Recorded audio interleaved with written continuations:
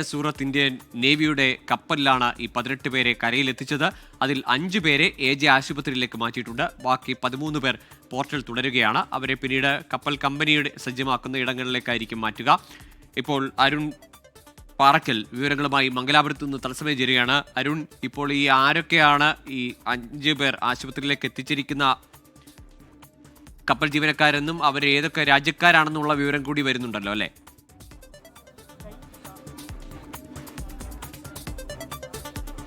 ഗോകുൽ, ഈ ആശുപത്രി എത്തിച്ച കപ്പൽ ജീവനക്കാരെ കുറിച്ച് ഇപ്പോൾ ഇതാ വിവരങ്ങൾ 6 പേരെ ഇവിടേക്ക് എത്തിച്ചു എന്നാണ് നമുക്ക് മനസ്സിലാക്കാൻ സാധിക്കുന്നത്. ചൈന സ്വദേശി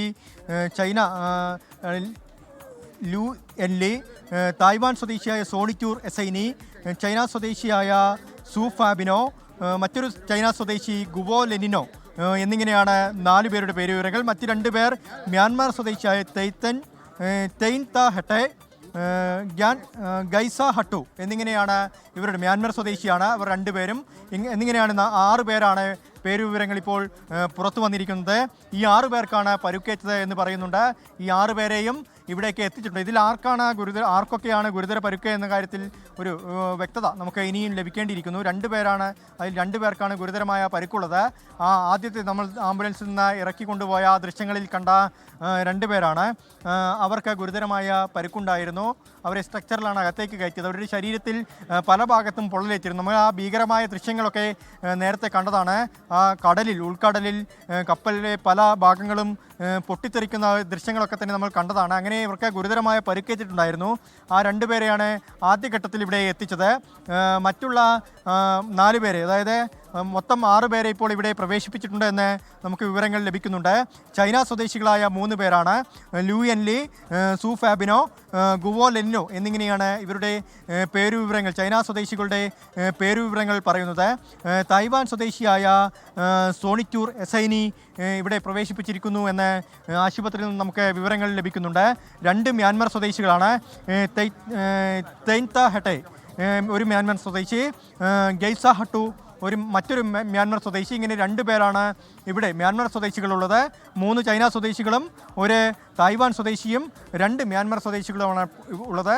ഇപ്പോൾ ഇതാ പോലീസ് ഉദ്യോഗസ്ഥർ ഉൾപ്പെടെ, ഉന്നത പോലീസ് ഉദ്യോഗസ്ഥർ ഉൾപ്പെടെ ഇവിടേക്ക് വന്ന് തിരിച്ചു പോവുകയാണ്. ആകെ 18 പേരാണ് നിലവിൽ ഈ കപ്പലിൽ രക്ഷപ്പെടുത്തിയ ആളുകളിൽ ഉണ്ടായിരുന്നത്. അതിൽ 6 പേർക്കാണ് ഇപ്പോൾ പരിക്കേറ്റിരിക്കുന്നത് എന്ന് ഒടുവിൽ നമുക്ക് ലഭിക്കുന്ന വിവരം അനുസരിച്ച് മനസ്സിലാക്കാൻ സാധിക്കുന്നു. കാരണം 6 പേരെയാണ് ഇപ്പോൾ INS സൂറത്തിലെ ആ മെഡിക്കൽ ടീം ആംബുലൻസിൽ ഇവിടേക്ക് എത്തിച്ചത്. നമ്മൾ ആ മെഡിക്കൽ ടീമൊക്കെ ഇവിടെ വന്ന് അവരെ അകത്തേക്ക് പ്രവേശിപ്പിച്ച് ആ ചികിത്സ ലഭ്യമാക്കി അത് ഉറപ്പിച്ച ശേഷം നാവികർക്ക് ചികിത്സ ലഭിച്ചു എന്ന് ഉറപ്പിച്ച ശേഷം മടങ്ങുന്ന ദൃശ്യങ്ങൾ നമ്മൾ കണ്ടതാണ്.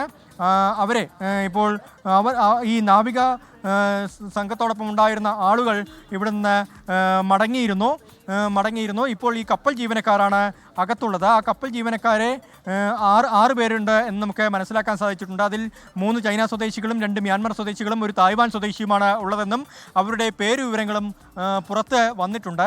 ആ പേരുവിവരങ്ങളൊക്കെ തന്നെ ആശുപത്രി അധികൃതർ നൽകിയിരുന്നു.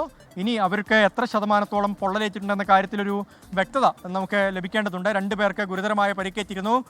അത് നമുക്ക് ആ ദൃശ്യങ്ങൾ കാണുമ്പോൾ തന്നെ മനസ്സിലാവും. സങ്കടകരമായ ആ ദൃശ്യങ്ങളായിരുന്നു. കപ്പൽ പൊട്ടിത്തെറിക്കുന്ന ദൃശ്യങ്ങൾ, നമുക്ക് ഭീകരമായ ദൃശ്യങ്ങളൊക്കെ കണ്ടതാണ്. അതുകൊണ്ട് അവർക്ക് എത്ര ശതമാനത്തോളം പൊള്ളലേറ്റിരിക്കുന്നു എന്ന ഒരു വിവരം നമുക്ക് ലഭിക്കേണ്ടതുണ്ട്. മറ്റ് 4 പേർക്ക് ഗുരുതരമായ പരിക്കില്ല എന്ന് മനസ്സിലാക്കാൻ സാധിക്കുന്നുണ്ട്. അവർ നടന്നാണ് അകത്തേക്ക് കയറിപ്പോയത്. അതിനുശേഷം ഈ INS സൂറത്തിലെ മെഡിക്കൽ സംഘം ഇപ്പോൾ തിരിച്ചു പോയിട്ടുണ്ട്. ഇനി 13 പേർ എമിഗ്രേഷൻ നടപടികൾ, മറ്റ് രാജ്യത്തുള്ള ആളുകളാണ്. അവർക്ക് ഇന്ത്യയിൽ ഇറങ്ങണമെങ്കിൽ അതിൻ്റെ നടപടിക്രമങ്ങളൊക്കെ തന്നെ പൂർത്തിയാക്കേണ്ടതുണ്ട്. ഈ എമിഗ്രേഷൻ നടപടികൾ പൂർത്തിയാക്കിയതിനു ശേഷം ഈ 13 പേരെ മറ്റൊരു സ്ഥലത്ത്, അതായത് അവർക്ക് താമസ സൗകര്യം ഏർപ്പാട് ചെയ്യണം. അതിനുശേഷം അവർക്ക് മറ്റ് ആരോഗ്യ പ്രശ്നങ്ങളൊന്നും ഇല്ല എന്ന് ഉറപ്പുവരുത്തിയതിന് ശേഷമായിരിക്കും ഇവിടെ നിന്ന് അവരുടെ രാജ്യങ്ങളിലേക്ക് പോകാനുള്ള ഒരു തയ്യാറെടുപ്പുകളൊക്കെ തന്നെ നടത്തുക, അതിനുള്ള ഒരു അനുമതി നൽകുക. എന്തായാലും അവരെ എമിഗ്രേഷൻ നടപടികൾ പൂർത്തിയാക്കിയതിന് ശേഷം അവരെ മറ്റൊരു താമസസ്ഥലത്തേക്ക് എത്തിക്കുമെന്നാണ് നമുക്ക് ഒടുവിൽ ലഭിക്കുന്ന വിവരമനുസരിച്ച് മനസ്സിലാക്കുന്നത്. ഈ പരിക്കേറ്റ ആളുകളെ ഇപ്പോൾ AJ ആശുപത്രിയിൽ പ്രവേശിപ്പിച്ചിട്ടുണ്ട്. ഗോകുൽ, അരുൺ, ഇനി ഇവരെ കരയിലെത്തിക്കുന്നതുവരെയുള്ള രക്ഷാദൗത്യം ഇന്ത്യൻ നേവിയും ഒപ്പം കോസ്റ്റ് ഗാർഡും ഒക്കെ ചേർന്നാണ് നടത്തിയത്. നേവിയുടെ മെഡിക്കൽ സംഘം, ഡോക്ടേഴ്സ് ഉൾപ്പെടുന്ന മെഡിക്കൽ സംഘം അവർക്ക് കപ്പലിൽ വെച്ച് തന്നെ പ്രാഥമിക ശുശ്രൂഷ നൽകുകയും ഇവിടെ ആശുപത്രിയിൽ വരെ അവരെ എത്തിക്കുകയും ചെയ്തു.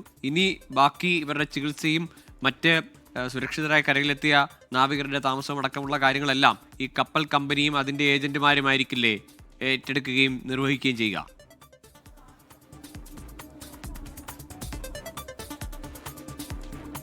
അതെ ഗോകുൽ, അങ്ങനെയാണ് അതിൻ്റെ നടപടിക്രമങ്ങളൊക്കെ തന്നെ നടക്കാനിരിക്കുന്നത്.